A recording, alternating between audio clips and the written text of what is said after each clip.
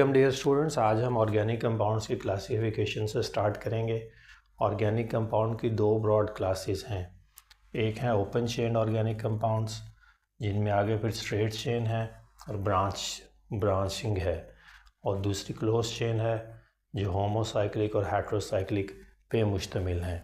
तो अगर open chain की बात करें तो दो ब्रॉड कैटेगरीज़ में ओपन चेन और क्लोज चेन हमारे जहन में होनी चाहिए। ओपन चेन में या स्ट्रेट होगी या उसमें ब्रांचिंग होगी with respect to carbon atoms. तो कार्बन एटम्स की ब्रांचिंग की यहाँ बात होगी। स्ट्रेट चेन है तो इसमें कोई ब्रांचिंग नहीं है, सारे के सारे कार्बन्स जो हैं वो स्ट्रेट चेन में यहाँ पे मौजूद होंगे। तो ये 4 कार्बन हैं, 1 2 3 एंड 4। तो मैं एक और कार्बन लगा दूँ तो ये 5 कार्बन का मॉलिक्यूल हो जाएगा। दिस इज़ कॉल्ड पेंटेन, और N for straight chain and pentane for 5 carbon alkane. So this is one of the examples of straight chain hydrocarbon organic compound. So this is a hydrocarbon, लेकिन point ये है कि branching यहाँ पे नहीं है। Carbon atoms की chain जो है वो उसमें कोई जो है वो ब्रांचिंग मौजूद नहीं है। और अगर ब्रांचिंग ले आएँ, इसी पेंटेन को लिखते हैं दूसरे तरीके से, ब्रांचेस बना देते हैं। एक सेंट्रल कार्बन के गिर्द अगर 4 मिथाइल ग्रुप्स लगा दें, कार्बन और हाइड्रोजन के ग्रुप्स, तो ये ब्रांच्ड चेन ऑर्गेनिक कंपाउंड हो गया, ब्रांच चेन ऑर्गेनिक कंपाउंड हो गया। और इसमें आप देखेंगे कि ये N पेंटेन से अब ये आइसोपेंटेन बन गया है, यानी एक सेंट्रल कार्बन के गिर्द 4 सब्स्टिट्यूएंट्स लग गए। सो this is now isopentane. So iso for 4 substituents. Straight chain है, अगर इसको स्ट्रेट चेन कंसीडर करें तो 2 सब्स्टिट्यूएंट्स कहेंगे। सेंट्रल कार्बन के गिर्द 4 मिथाइल ग्रुप्स, तो ये आइसो नाम भी हमारे जहन में रह जाएगा। लेकिन असल बात स्ट्रेट चेन से है, ब्रांचिंग से है। उसी स्ट्रेट चेन अल्केन हो, अल्कीन हो, अल्काइन हो, और कोई भी क्लास ऑफ ऑर्गेनिक कंपाउंड हो, पॉइंट ये है कि जो कार्बन एटम्स की चेन है वो स्ट्रेट होगी, उसमें किसी भी किस्म की कोई भी ब्रांचिंग नहीं होगी। तो जब भी हम स्ट्रेट या ब्रांचिंग की बात करते हैं तो वो विद रिस्पेक्ट टू कार्बन की चेन्स की बात करते हैं। तो ये ओपन चेन है, स्ट्रेट चेन और ब्रांच्ड चेन। क्लोज चेन पे चले जाएं तो दो कैटेगरीज हैं, होमो या हेट्रोसाइक्लिक होगी। अगर ये होमोसाइक्लिक है तो सेम इसके आगे दो फिर मज़ीद किस्में हैं, एलिसाइक्लिक और एरोमेटिक। एलिसाइक्लिक का मतलब ये है कि किसी भी कोई भी कार्बन और हाइड्रोजन्स मिलकर एक रिंग फॉर्म कर देंगे इस तरह से। अब इसको आप कहेंगे साइक्लो, और 3 कार्बन्स हैं तो प्रोपेन। तो ये साइक्लो है और प्रोपेन है फॉर 3 कार्बन आइटम्स। तो साइकिल में जुड़ गए, और साइकिल की शेप किसी भी तरह की हो सकती है। This is one of the examples. तो ये एलिसाइक्लिक यानी हर किस्म का cycle apart from this aromatic cycle. और एरोमेटिक साइकिल में बेंजीन है, बेंजीन रिंग। ये एक हेक्सागोनल सिमेट्री है ख़ास किस्म की, जिसकी वजह से ये एक स्पेशल क्लास बना दी गई है।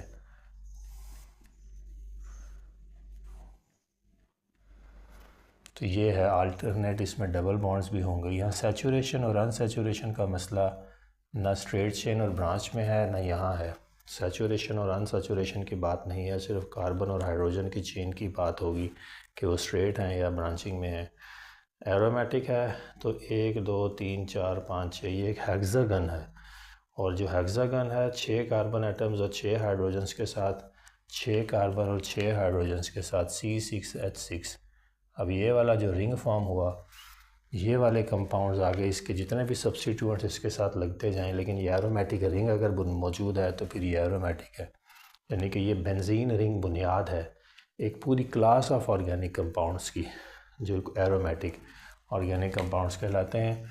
ये एक अब मिसाल है, इस तरह से मैंने बेंजीन रिंग को बना दिया। शॉर्टर वेरिएंट इसका यही है। अल्टरनेट डबल बॉन्ड्स भी शो कर सकते हैं, और इस तरह से करके बीच में डीलोकलाइजेशन ऑफ इलेक्ट्रॉन्स के लिए ये गोल दायरा भी बना दिया जाता है। अब इसके साथ अगर कोई सब्स्टिट्यूएंट मिसाल के तौर पर NH2 लग जाए अमाइनो ग्रुप, तो फिर ये एरोमेटिक तो रहेगी एरोमेटिक ही है, बस एक सब्स्टिट्यूएंट साथ मौजूद है। तो एरोमेटिक की बुनियाद ये 6 कार्बन रिंग है। और एलिसाइक्लिक में इस रिंग के अलावा किसी भी तरह का कार्बन और हाइड्रोजन्स का रिंग होगा। हाइड्रोसाइक्लिक की बात करें तो इसमें कार्बन और हाइड्रोजन के अलावा कोई और सब्स्टिट्यूएंट भी इन्वॉल्व हो जाता है, जैसे ऑक्सीजन है, जैसे नाइट्रोजन है, जैसे सल्फ़र है। इसके आगे कोई ऐसी स्पेसिफिक कैटेगराइजेशन नहीं है। हेटेरो का मतलब यह है कि सल्फ़र, नाइट्रोजन और ऑक्सीजन टाइप एलिमेंट्स या सब्सटेंसेस प्रेजेंट हैं। तो इसकी मिसाल हम कोई लिख लेते हैं। अब ये प्योरीन और पिरिडीन जो हैं, ये हमारी जो हैं वो न्यूक्लिक एसिड्स की नाइट्रोजनस बेसिस हैं, और ये जो हैं ये हेटेरोसाइक्लिक की मिसाल है। तो यहाँ हम प्योरीन पिरिडीन यहाँ बुक में बनी हुई है, इसी को बना लेते हैं जस्ट फॉर आवर अंडरस्टैंडिंग। अब यह जो रिंग है ये एरोमेटिक नहीं होगा, पहली बात। और इसके साथ आप देखेंगे कि कोई सब्स्टिट्यूएंट लग जाएगा,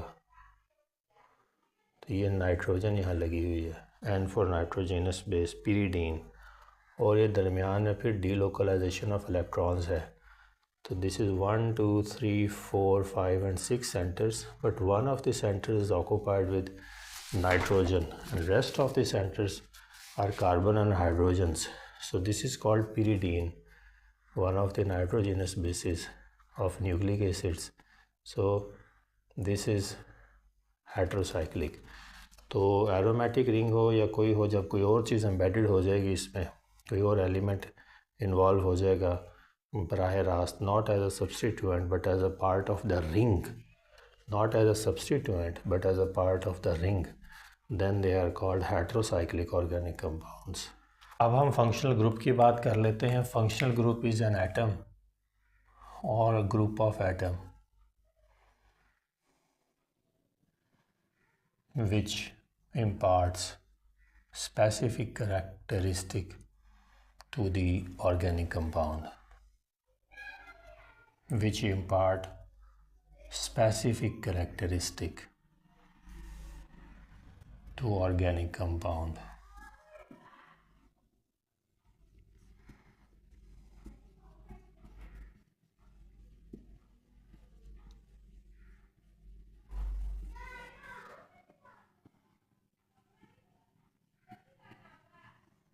अब यहाँ पे एक सादा सी चेन बनाएं अगर हम किसी हाइड्रोकार्बन की, तो ये अगर 5 कार्बन बना लें हम,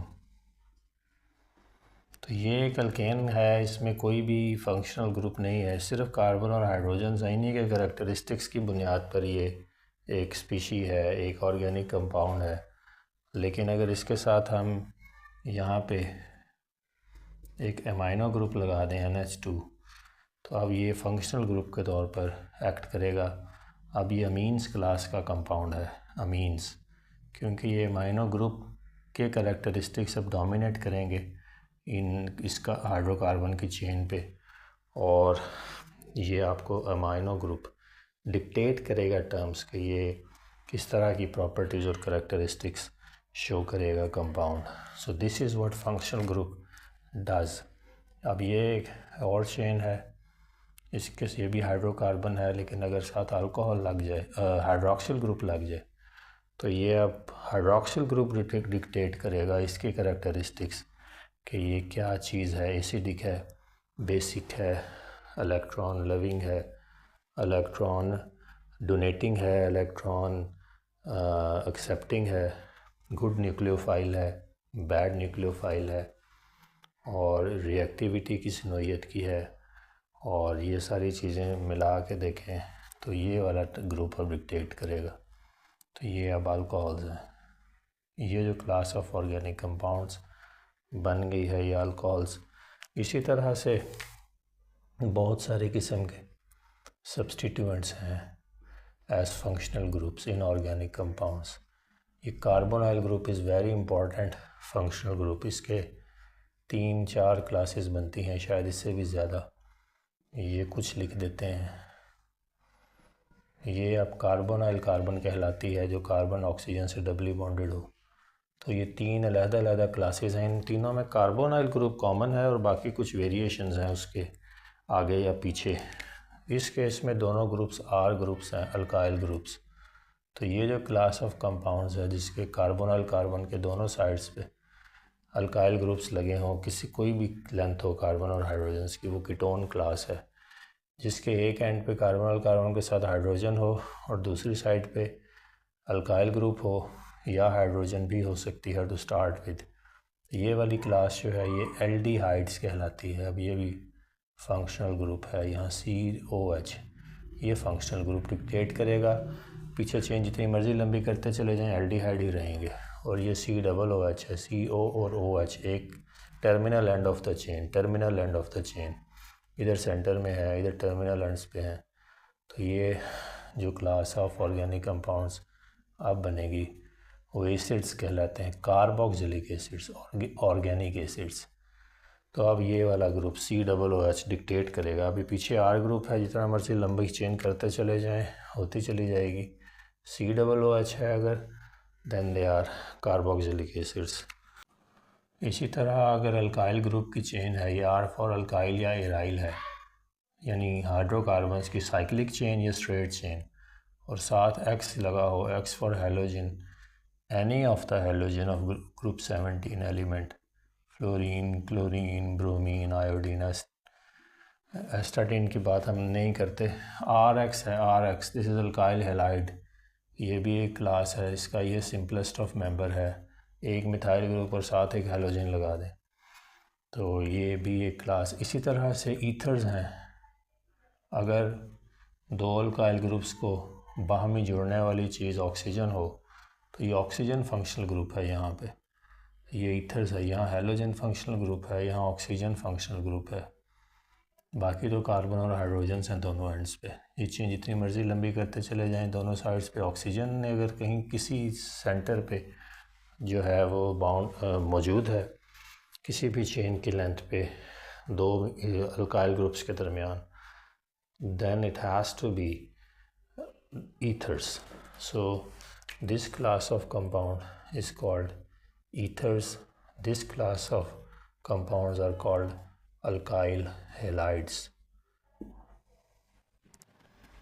और यहाँ अगर देखें तो इसी तरह से एसिड हेलाइड्स भी हैं। एक साइड पे अल्काइल ग्रुप और एक साइड पे ये चेन। तो ये कार्बोनाइल कार्बन फिर इन्वॉल्व हो गई और ये हेलोजन का X आ गया। तो ये फिर ये देखें कि ये वाले कंपाउंड्स एसिड हेलाइड्स कहलाते हैं। दीज आर कॉल्ड एसिड और halides, halides for halogens.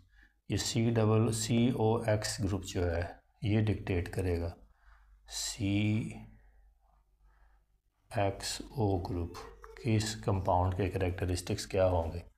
Halogen कौन सा लगा है और कार्बोनाइल कार्बन और ऑक्सीजन और ये तीनों चीज़ें मिलकर।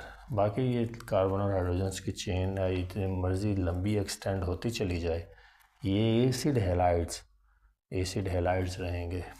इसके अलावा ईस्टर्स हैं। एक साइड पे अल्काइल चेन COO और R, ये भी अल्काइल ये भी अल्काइल। ये कार्बोनाइल कार्बन फिर इन्वॉल्व हो गई ऑक्सीजन। अब ये जो COO ग्रुप है ये डिक्टेट करेगा, ये फंक्शनल ग्रुप है। और ये जो class of organic compounds form करेगा ये ईस्टर्स है। इसके अलावा नाइट्राइल्स भी हैं। नाइट्राइल्स एक साइड पे अल्काइल ग्रुप, एक साइड पे सायानो ग्रुप। तो ये वाली क्लास में CN ग्रुप डिक्टेट करेगा कि ये कौन सी क्लास ऑफ प्रॉपर्टीज और कैरेक्टरिस्टिक्स डिक्टेट सायानो ग्रुप करेगा। These are called nitriles. अब हम जिस कॉन्सेप्ट पे जा रहे हैं ये हाइब्रिडाइजेशन का कॉन्सेप्ट है। Hybridization is basically intermixing of atomic orbitals to form molecular orbitals. अब एटॉमिक ऑर्बिटल्स की बात करेंगे कि वो क्या होते हैं। To form molecular orbitals, molecular orbitals of similar energy, similar size, similar shape and similar energy levels. This is important. जो हाइब्रिड ऑर्बिटल्स बनते हैं वो बनते क्यों हैं और उसकी वजह क्या है वो बाद में देखते हैं. इंटरमिक्सिंग है. SPDF होते हैं 4 एटॉमिक ऑर्बिटल्स. जो ऑर्बिटल्स हैं वो 4 हैं, वी नो दैम. जहाँ पे एटम में probability of finding the electrons maximum हो वो जगह ऑर्बिटल्स कहलाती हैं. 4 जगह हैं, 4 किस्म की जो हैं वो लोकेशंस अवेलेबल होती हैं मेन एनर्जी लेवल्स में. S, P, D और F ये लोकेशंस. S जो है ये 2 इलेक्ट्रॉन्स अकोमोडेट कर सकती है, P 6, D 10 और F 14. तो ये 2, 6, 10, 14 की बात है. तो ये हैं वो ऑर्बिटल्स. तो इनकी इंटरमिक्सिंग किस तरह से होगी? एटॉमिक ऑर्बिटल्स की इंटरमिक्सिंग होगी और वो नए ऑर्बिटल्स बनेंगे. SP से मिल सकता है, SD से मिल सकता है, PD से मिल सकता है, DF से मिल सकता है. SPD और F मिलके भी एक हाइब्रिड ऑर्बिटल फॉर्म कर सकते हैं. इंटरमिक्सिंग का मतलब ये है कि नए डीजेनरेट ऑर्बिटल्स फॉर्म करने हैं, नए डीजेनरेट ऑर्बिटल्स. ये डीजेनरेट का लफ्ज़ मैंने लिखा है. सिमिलर एनर्जी लेवल्स को डीजेनरेट कहते हैं. तो ये डीजेनरेट ऑर्बिटल्स की बात होगी. कार्बन के केस में इसको स्टडी करते हैं. अब कार्बन की सबसे पहले इलेक्ट्रॉनिक कॉन्फ़िगरेशन हम देखें तो इसका एटॉमिक नंबर देखना पड़ेगा. Atomic number of carbon is 6 which means it has 1s2, 2s2 and 2p2. तो यहाँ अगर देखें इस तरह से तो ये 1s में ऐसे पेयर्ड है, 2s में भी पेयर्ड और 2p में भी एक पेयर. इस तरह से देखें तो इसके 2s जो वैलेंस शेल है उसमें 4 इलेक्ट्रॉन्स हैं. अब ये p की बात करें, इसकी क्योंकि 3 ओरिएंटेशंस हैं तो 3 में से 2 में इलेक्ट्रॉन होगा, तीसरी वेकेंट होगी, यानी px, 2px, 2py and 2pz. अगर नॉर्मल तरीके पर कार्बन ने कंपाउंड में जाना है, कोवलेंट बॉन्ड फॉर्म करने की तरफ जाना है तो ये 2 बॉन्ड्स फॉर्म कोवलेंट कर सकता है. It can form 2 covalent bonds in this case and in this scenario. तो यहाँ पे ये सिंपल इसकी valence shell electron simple electronic configuration है नॉर्मल, जो हम सारे रूल्स, हुन्स रूल और ये पॉलीज एक्सकल्जन प्रिंसिपल वगैरह को अप्लाई करके तो बनाते हैं इलेक्ट्रॉनिक कॉन्फ़िगरेशन. तो ये सिस्टम बनता है. ये 2 यूज़ होंगे, ये नहीं हो सकता 2s के, क्योंकि ये पेयर्ड हैं. जब तक यान पेयर नहीं होते उस टाइम तक ये बॉन्डिंग में नहीं जा सकते. ये काम करवाने के लिए कार्बन का ऑक्टेट 8 इलेक्ट्रॉन से, कार्बन का ऑक्टेट 8 इलेक्ट्रॉन से जस्टिफाई करने के लिए ये ज़रूरी है कि ये 4 बॉन्ड्स फॉर्म करे. हर कार्बन एटम दूसरे किसी भी एटम के साथ 4 बॉन्ड्स फॉर्म करे तो इसका ऑक्टेट कंप्लीट होता है, वरना इसकी इलेक्ट्रॉनिक कॉन्फ़िगरेशन कंप्लीट नहीं होती. इसका वैलेंस शेल स्टेबल नहीं होता. इसका ये मॉलिक्यूल में जब भी कोई स्पीशीज आती है तो स्टेबिलिटी के लिए आइदर टू फॉर्म ऑक्टेट और डुप्लेट, या उसका वैलेंस शेल 2 से कंप्लीट होता है या 8 से. कार्बन के केस में 8 से पूरा करना है तो 4 बॉन्ड इसके फॉर्म कराएंगे. 4 ये अपने दे डोनेट करेगा और 4 म्यूचुअली शेयर होंगे दूसरे किसी एटम के, तो इवन कार्बन के भी, तो फिर 8 पूरे हो जाएंगे. तो इस तरह से ये है वो प्रिंसिपल जिसकी वजह से हमें इस हाइब्रिडाइजेशन के कॉन्सेप्ट की तरफ जाना पड़ता है. ये हमारी अपनी समझ है, उससे फिर हम जस्टिफाई कर देते हैं कार्बन की टेट्रावैलेंसी.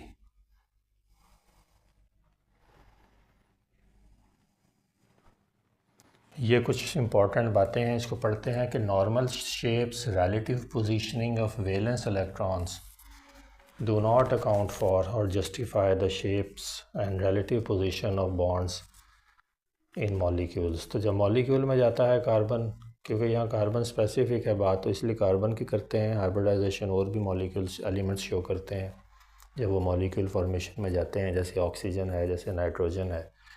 यहाँ हम कार्बन तक महदूद रहेंगे।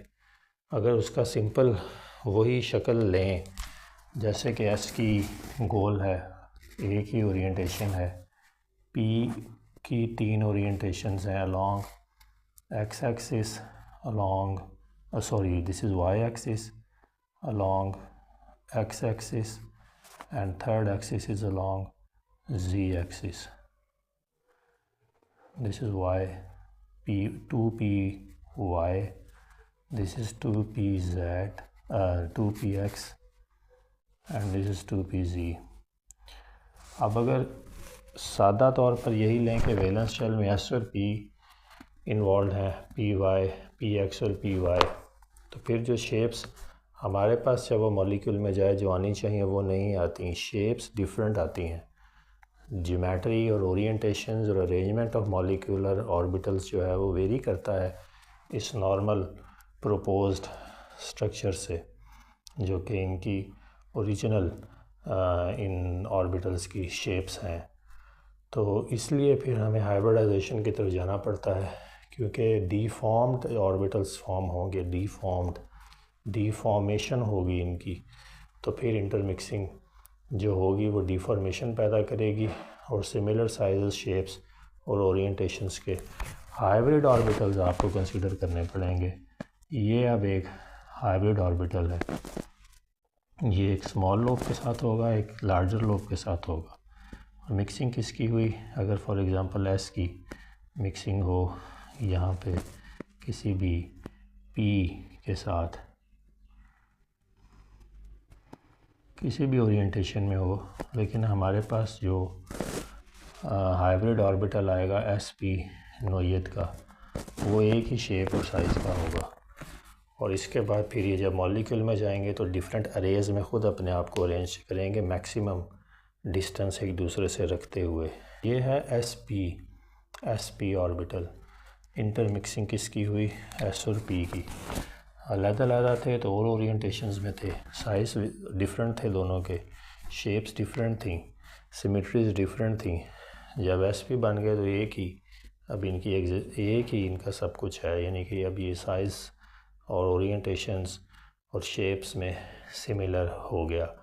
तो ये वाली चीज़ जो है, ये फिर हम कहते हैं कि कार्बन ने अपने एटॉमिक ऑर्बिटल्स को ओवरलैप कराया, इंटरमिक्स करवाया, ओवरलैपिंग इंटरमिक्सिंग, ताकि ऐसा करैक्टर भी शामिल हो जाए, पी करैक्टर भी, और कुछ नई हाइब्रिड सी चीज़ बने।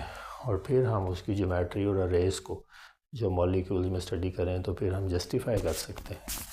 हम बात करते हैं सिर्फ 3 किस्म की हाइब्रिडाइजेशन की अपने लेवल पे, sp3 एस और पी की इंटरमिक्सिंग, और उसके नतीजे में sp3 sp2 और sp3 sp2 एंड sp। इसके अलावा d भी इंटरेक्ट कर सकता है, f भी बिना को का इंटरेक्ट कर सकता है। ये इंटरमिक्सिंग लिंगर ऑन कर सकती है, वेरी करती रहती है। यहाँ हमने सिर्फ कार्बन के केस में और सिर्फ 3 इसकी हाइब्रिडाइजेशन को स्टडी करना है विद रिस्पेक्ट टू इसकी डिफरेंट मॉलिक्यूल्स में। कुछ जो हमने स्टडी करने हैं उसके रिस्पेक्ट में ये काफ़ी होगा। अब sp3 की बात करें तो ये कार्बन को पहले तो लेके जाएं ग्राउंड स्टेट से एक्साइटेड स्टेट में। एक्साइटेशन ऑफ वैलेंस इलेक्ट्रॉन्स या promotion of electrons from one orbital to the other in the valence shell is important. This is first thing. तो ग्राउंड स्टेट पहले ड्रॉ करते हैं, ग्राउंड स्टेट इलेक्ट्रॉनिक कॉन्फ़िगरेशन से बात start होगी, फिर excited state में जाएंगे। ये इसका 1s2 है, ये तो रिक्वायर्ड यहाँ पे हमें नहीं है। हम वैलेंस शेल की बात करते हैं, वैलेंस शेल के इलेक्ट्रॉन्स ही बॉन्डिंग में टेक प्लेस करते हैं, ये और ये। This is 2s 2px 2py 2pz is vacant. 2px 2py 2pz में से कोई भी 2 ऑक्यूपाई हो सकते हैं। हम अपनी अंडरस्टैंडिंग के लिए 2pz को खाली रख लेते हैं। अब यहाँ पे एक्साइटेड स्टेट में लेके जाएंगे। अब इसको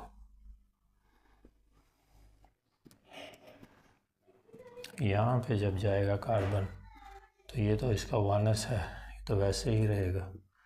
2s का इलेक्ट्रॉन यहाँ से प्रोमोट होके तो यहाँ चला जाएगा 2pz में, अगर यहाँ पे लोकेशन खाली है तो, जैसे कि हमने दिखाया कि है। पहले ये काम है और इसके बाद फिर इनकी इंटरमिक्सिंग है। पहले एक्साइटेशन है, इसके बाद इनकी इंटरमिक्सिंग है। ये हाइब्रिडाइजेशन है, यानी कि करैक्टरिस्टिक्स म्यूचुअली जो हैं वो शेयर हो गए और ये अब इंटरमिक्स्ड हाइब्रिड ऑर्बिटल्स कहलाएंगे। ना ही ये 2s है और ना ही ये 2px, अभी मिक्स होकर जो हैं वो नए ऑर्बिटल्स बने, इंटरमिक्सिंग नए साइज़, शेप और ओरिएंटेशंस के, और वो इस तरह से बनेंगे कि अब आप इनको, पहली बात तो ये है कि ये 2s को मुझे थोड़ा सा लोअर एनर्जी लेवल पे दिखाना चाहिए और ये जो 2p है ये थोड़ा सा हायर एनर्जी लेवल पे। मिलती जुलती एनर्जी लेवल ज़रूर हैं लेकिन बहरहाल कुछ ना कुछ फ़र्क मौजूद है। तो लोअर से हायर की तरफ जाती हैं तो स्टेट्स एनर्जी की बढ़ती है। तो ये यहाँ पे समझ लें कि कुछ रिलेटिवली लोअर एनर्जी पे है और ये हायर पे। और अब जो इंटरमिक्स्ड डीजेनरेट ऑर्बिटल्स फॉर्म होंगे, ये अब एनर्जी लेवल भी सेम होगा और साइज़ भी सेम और शेप भी सेम। इनको आप कहेंगे कि sp3 इंटरेक्शन है, एक s और 3 p, sp3। ये चार हम मिलके बाहम, इन चारों ने अपने करैक्टरिस्टिक्स शेयर किए और उसके नतीजे में चार नए हाइब्रिड ऑर्बिटल्स बनाए। इंटरमिक्सिंग के नतीजे में चार हाइब्रिड ऑर्बिटल्स बनाए। अब जो मीथेन के मॉलिक्यूल को अगर देखेंगे तो वहाँ पे कार्बन जो है वो sp3 हाइब्रिड ऑर्बिटल में आपको मिलेगा। अब यहाँ मीथेन का मॉलिक्यूल हम देखेंगे, sp3 हाइब्रिडाइजेशन को हमने स्टडी किया है जिसमें एक x और 3 यानी कि थोड़ा सा s करैक्टर है और बाकी p करैक्टर है। तो मीथेन का मॉलिक्यूल जिसकी सिंपलेस्ट ऑफ एग्जांपल है, वैसे तो सारी ही जो अल्केन क्लास के मॉलिक्यूल्स हैं, अल्केन्स, याद रखें कि सिर्फ मीथेन की रेफरेंस से नहीं, अल्केन्स के रेफरेंस से बात करेंगे तो जो कार्बन है वो अपने साथ जो चार ग्रुप्स को अटैच करेगी वो इस ओरिएंटेशन में करेगी और ये टेट्राहेड्रल एरे कहलाती है। So this type of orientation in which carbon hydrogen carbon bond is nearly 109.5 degree, array is tetrahedral. So this is formation as a result of, this is intermixing of atomic orbitals। जो hybridisation हुई है उसके नतीजे में methane का molecule बनाया है। Methane में हर कार्बन जो है, एक ही कार्बन इन्वॉल्व है, sp3 हाइब्रिडाइज्ड है। तो ये इसका लोब है जो ऐसे sp3 लोब दिखा दें, ये इसका sp3 लोब, ये इसका sp3 लोब और ये इसका sp3 लोब। तो कार्बन ने जो है यहाँ पे, और ये हाइड्रोजन का 1s इन्वॉल्व है इसमें, हाइड्रोजन का 1s, हाइड्रोजन का 1s।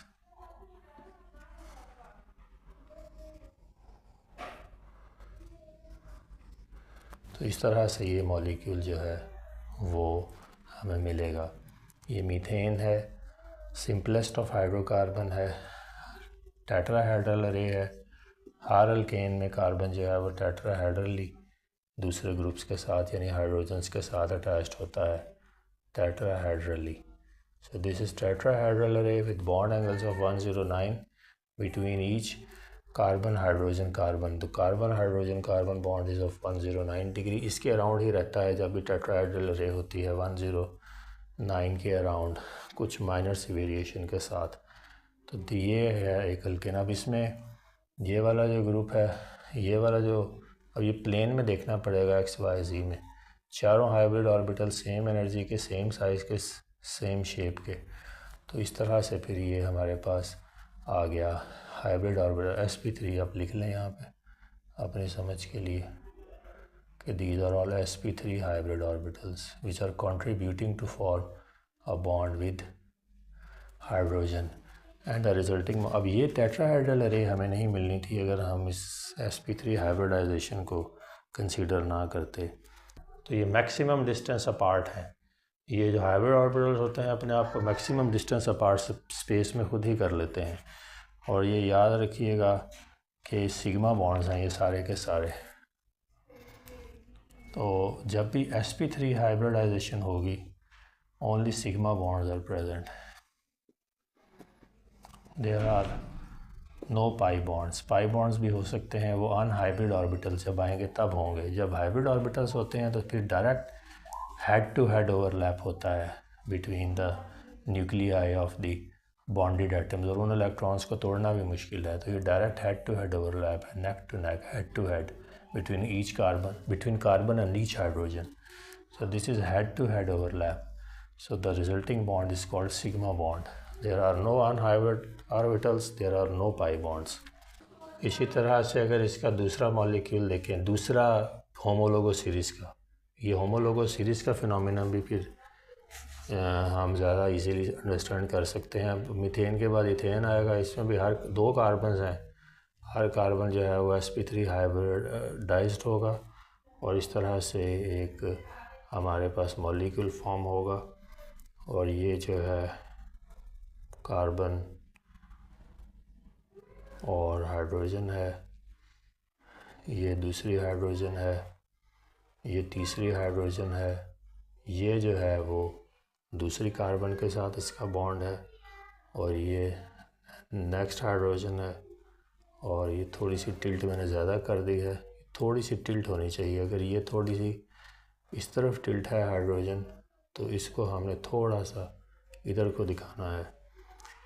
तो ये इस तरह से टेट्राहेड्रल अरे में ये जुड़ जाएंगे, ये देखें। तो ये है इथेन का मॉलिक्यूल। तो ये आप देखेंगे कि ये जिग जैग सूरत हाल बनती है।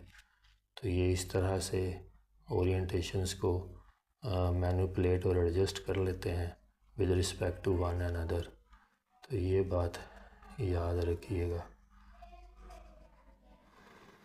तो बहुत ज़्यादा अगर एफिशिएंसी तस्वीर में ना भी हो तो जो बात बताने वाली है वो यही है कि ये ईथेन का मॉलिक्यूल है, और जब मोर देन 3 कार्बन इन्वॉल्व हो जाएं तो जिग जैग सिचुएशन बन जाती है। ये मैंने आपको बताया है। अभी ये जिस तरह से प्रोपेन का मॉलिक्यूल है CH3, CH2 और CH3, तो इस शक्ल को देख के भी आपको इस समझ आ रही होगी कि ये जो हाइब्रिड ऑर्बिटल्स होते हैं ये with respect to each other एक दूसरे को अरेंज कर लेते हैं। और जब 3 तक बात चली जाए तो फिर जो है वो जिग जैग सिमेट्री बनती है, जो कि खाली ऐसे भी दिखा दी जाए तो समझ आ जाएगी कि carbon hydrogen carbon hydrogen carbon hydrogen and this is propane. So sp3 hybrid orbitals और सारी एल्केन्स जो हैं वो उसमें कार्बन जो है वो sp3 होगा। ये बॉन्ड जो है ये सिग्मा बॉन्ड है, यानी 1 2 3 4 सारे नेक टू नेक हैं। 1 2 3 4 5 6 and 7। So there are 7 sigma bonds, 7 sigma bonds. No pi bond is involved. No unhybrid orbital in sp3 hybridization. अब अगर हम sp2 hybridization की बात करें तो इसमें वही कार्बन की आप पहले ग्राउंड स्टेट को देखें। ये 1s का 2, ये 2s का 2 और ये 2p की 3 orientation along x, along y और z खाली 2s2 and 2px, 2py or 2pz is considered as empty. One of the orientation has to be empty. Now carbon goes in excited state. This is 1s2. This is excitation, the promotion of electron from 2s to vacant 2pz. This is excitation, and from excitation leading to intermixing, but this time only 2 of these 2pz is left unhybrid. In this case we get 3 degenerate orbitals, and they are sp2. They have s character, they have p character, and p character now is reduced because the the excited state में जो 2pz है अब ये unhybrid है, unhybrid. तो 2pz is unhybrid, it is left, तो ये pi bond form करेगा, दिस इज़ अनहाइब्रिड। तो ये अनहाइब्रिड ऑर्बिटल है, वो पाई बॉन्ड फॉर्म करते हैं जब मॉलिक्यूल में जाते हैं अबव द प्लेन या below the plane of the sigma bond. तो ये जो अब हमें मिले हैं ये डीजेनरेट ऑर्बिटल हैं, sp2 करेक्टर रखते हैं, s का भी और p का भी, और ये भी डिफॉर्म्ड डम्बल शेप्स हैं। तो इथीन के मॉलिक्यूल को अगर हम जहन में रख लें तो हमें समझ आ जाएगी। उसी तरह से कार्बन्स और उनके ओवरलैप, और उसके नतीजे में ये कार्बन है, ये कार्बन है, और इसके बाद इसके जो बाकी दो हैं वो हाइड्रोजन्स हैं। ये लोब्स का साइज़ मैंने आपको पहले बता दिया है कि सारों के size, shape, orientation, size shapes similar हैं, ओरिएंटेशंस फिर ये अपनी मैक्सिमम डिस्टेंस अपार्ट के तौर पर ख़ुद ही कर लेते हैं जब मॉलिक्यूल में जाते हैं। यहाँ पे ये सारे तो ये सिग्मा बॉन्ड, अब ये पाई भी है जो अनहाइब्रिड है, ये अनहाइब्रिड पाई है जिसके दोनों लोब सेम आपने रखने हैं क्योंकि ये हाइब्रिड नहीं हुआ और 2pz है। तो इसकी ओरिएंटेशन जो है अलॉन्ग z एक्सिस, जब मॉलिक्यूल में जाएगा तो फिर z एक्सिस की बात नहीं होगी, फिर अबव या below the plane of this molecule है, यानी कि इलेक्ट्रॉन्स की probability. This is ethene, this is sigma bond direct overlapping, और ये हाइड्रोजन्स हैं, यहाँ पे हाइड्रोजन का 1s, ये भी हाइड्रोजन है, इसका 1s, ये भी हाइड्रोजन है, इसका 1s, ये भी हाइड्रोजन है, इसका 1s। तो ये जो इथीन का मॉलिक्यूल है ये इस तरह से, इसमें बस ये याद रखिएगा कि ये पाई बॉन्ड है, ये परपेंडिकुलर होता है with respect to sigma bond, इसीलिए ये जो है डीलोकलाइजेशन ऑफ इलेक्ट्रॉन है, या ये ऊपर जाएंगे, कोरस्पॉन्ड करेंगे एक दूसरे के साथ बॉन्डिंग की तरफ, या ये बिलो द प्लेन कोरस्पॉन्ड करेंगे बॉन्डिंग की तरफ। तो कहीं पे भी जाके ये ऊपर और नीचे मिल सकते हैं। इलेक्ट्रॉनिक लोकेशन जो है वो या अबव द प्लेन होगी या below the plane of this sigma bond होगी। तो इस तरह से probability of finding the electrons in pi bond is above or below the plane of sigma bond। तो पॉइंट ये है कि यहाँ पे delocalization of electron भी होगी। So pi bonds are delocalized, pi electrons are delocalized electrons।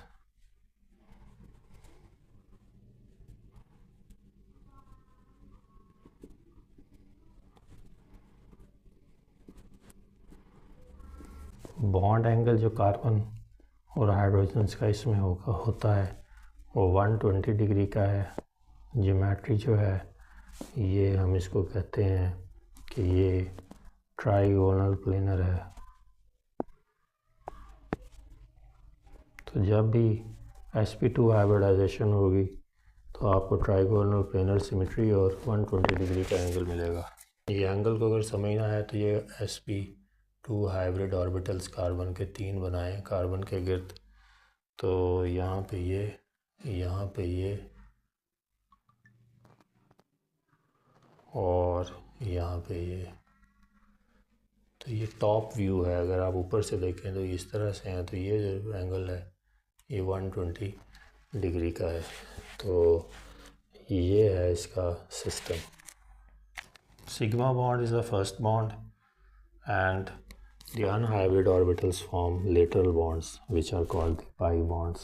Sigma bonds are difficult to break sigma electrons because the head-to-head overlapping है, लेकिन जो pi bonds है वो delocalized electron है और जो attacking species है वो अगर locate कर ले electron को delocalized है तो अगर locate कर पाए तो अटैक करेगी pi electron system पे ही अटैक होता है।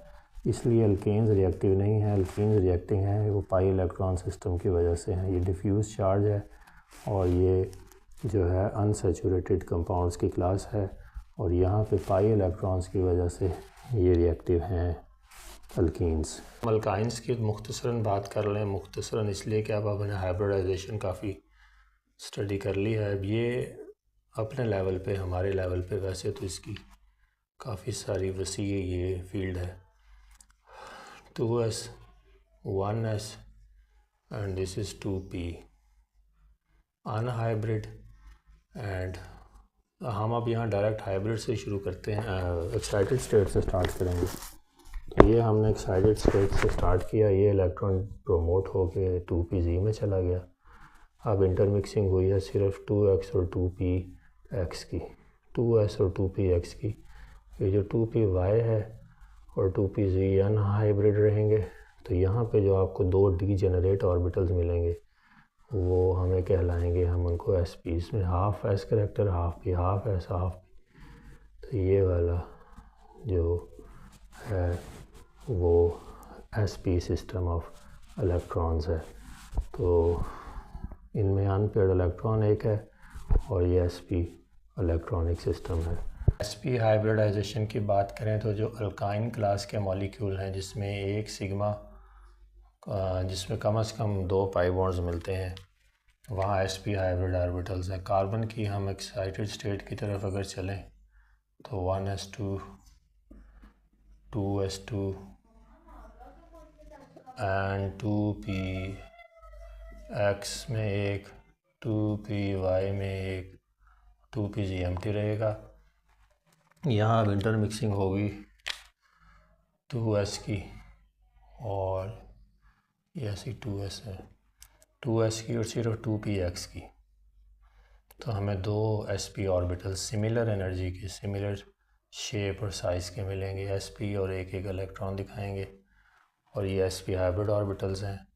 एक्साइटेशन की बात की थी मैंने कि एक्साइटेड स्टेट ही दिखानी है, तो ये यहाँ से इलेक्ट्रॉन जो है एक्साइटेड स्टेट में यहाँ डी प्रोमोट हुआ पहले और उसके बाद फिर इंटरमिक्सिंग हुई। तो ये 2py और 2pz जो हैं ये अनहाइब्रिड हैं।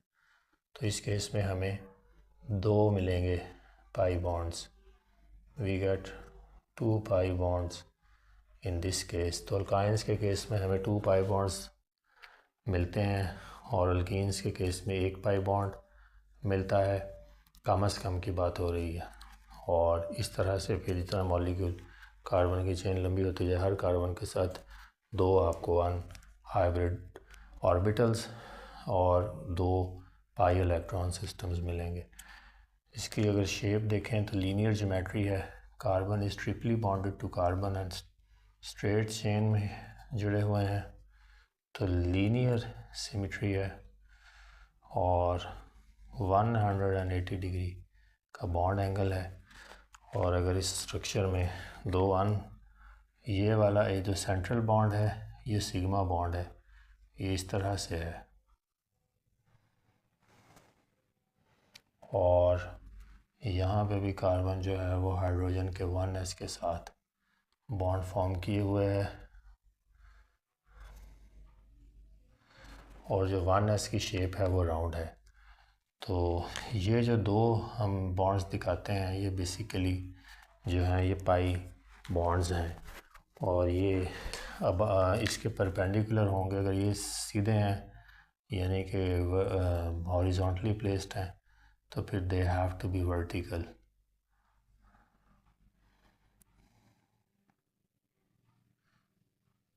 सो this is 2py. Again, symmetry of binding, line of joining is above or below the plane। और इसी तरह से आपको एक तीसरा भी दिखाना पड़ेगा यहाँ पे और वो होगा 2pz। याद रखिएगा कि ये जब 2pz की बात करनी है तो लोब्स का साइज़ सेम है, डम्बेल है, प्योर। तो ये 2pz है, यहाँ भी ये 2py और ये जो भी बनाया है ये 2pz है। तो यहाँ भी अबव या बिलो द प्लेन जो है वो लाइन ऑफ शाइनिंग होगी, आपको ऊपर भी दिखाना पड़ेगा और नीचे भी।